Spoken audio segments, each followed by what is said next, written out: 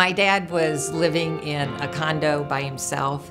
My mom had passed away recently, and it was, I think, harder for him to continue doing everything on his own, harder than he thought it was going to be. He looked into it before he was ready. He said he didn't want my sister and I to be burdened, and then he had a fall where he hurt his shoulder, and he decided, yeah, maybe it's time for me to go. We had heard great things about Windsor, so Dad decided he would come and live.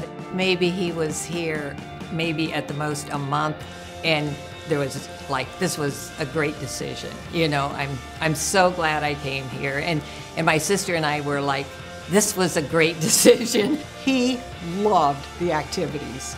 And my dad did things that he would never have thought he would do. He called us up and said, you're not gonna believe it, but I went downstairs to opera today. And my sister and I had to laugh. He loved that kind of stuff. He finally got to the point where just taking care of himself and doing all the medicine sorting and all that became a little too much for him. And so he moved to the court where it was assisted living, and pretty soon it was when we would come, this person came in and watched the Cubs with me, and this person brought their dog, and he would talk.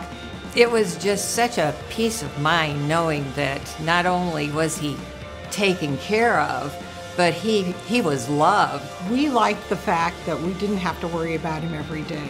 When the director of Windsor Court came over to talk to him about the services they would provide, she said, Don, if you move over, your daughters can be your daughters again and not just your caretakers.